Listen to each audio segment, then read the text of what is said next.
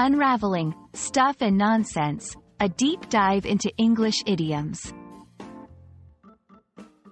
Hello, everyone. Welcome back to our channel. Today, we're diving into a fascinating English phrase, stuff and nonsense. This expression might sound quirky and old-fashioned, but it's packed with meaning and history. If you're ready to expand your English vocabulary and sound like a native, you're in the right place. Let's unravel the mysteries of stuff and nonsense together.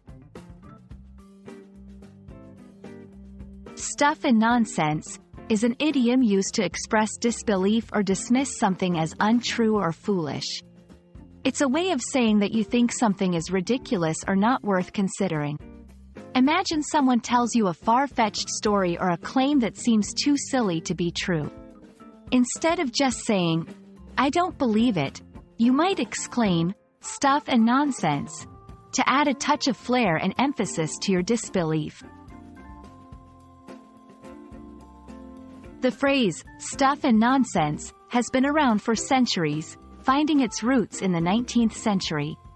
The word, stuff, in this context refers to materials or matters of little value, while nonsense speaks to things that make no sense. Together, they dismiss the subject as trivial and unworthy of serious consideration. It's a phrase that captures the English language's love for playful yet pointed criticism. Incorporating stuff and nonsense into your vocabulary can add a charming and slightly formal touch to your speech. It's perfect for light-hearted situations where you want to express disbelief without causing offense. For example, when a friend teases you with an unbelievable story, you can laugh and say, "Oh, that's just stuff and nonsense." In a family discussion where someone proposes a clearly impractical idea, you might respond with, "Stuff and nonsense. We need realistic solutions." Remember, while it's a fun phrase to use, it's best suited for informal settings or with people who appreciate the richness of English idioms. Idioms like stuff and nonsense play a crucial role in understanding the cultural nuances and expressive depth of the English language. They add color to our conversations and allow us to convey emotions and opinions in a uniquely engaging way.